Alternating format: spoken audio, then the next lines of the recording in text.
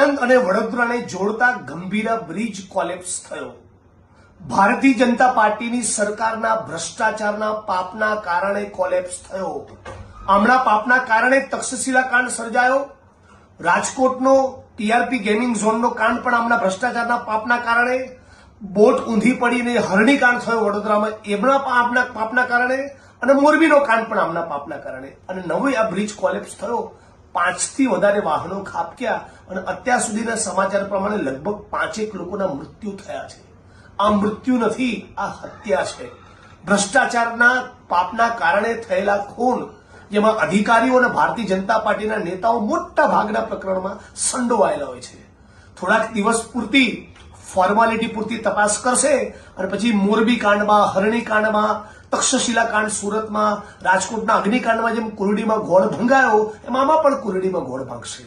હું સમગ્ર ગુજરાતની જનતાને વિનંતી કરું છું, 6.5 કરોડ ગુજરાતીઓ એક બની માગણી કરીએ કે આ ગુજરાતના મુખ્યમંત્રી પોતે રાજીનામું આપી દે, અને રાજીનામું ન આપવું હોય તો તાબડતોબ એક એવી એસઆઈટીનું ગઠન કરે જેમાં સત્તાધારી પક્ષ 2 માણસોના નામ નક્કી કરે અને વિપક્ષ 2 માણસોના નામ નક્કી કરે। એવા 4-5 નોન કરપ્ટ સારા અધિકારીઓની તપાસ ટીમ જોડે તમે ઇન્વેસ્ટિગેશન કરાવો। કોઈના જીવનની તમને કઈ વેલ્યુ છે કે કેમ? મોરબીમાં 150 લોકો મરી ગયા, ભડતું થઈ ગયા ટીઆરપીની આગમાં 26-28 લોકો, હરણીકાંડમાં માસૂમ બાળકો મરી ગયા। એક પ્રકરણમાં, એક પણ કેસમાં તમે ન્યાય જ ના આપો। આવું આપણું ગુજરાત કઈ રીતે ચાલે?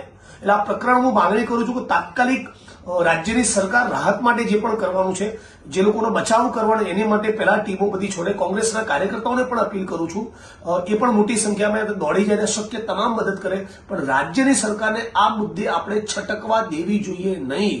હું રાજકોટ અગ્નિકાંડના મુદ્દે 28 દિવસ એક ધારું રાત દિવસ લડ્યો છું, બરાબર અમને ઓળખી ગયો છું।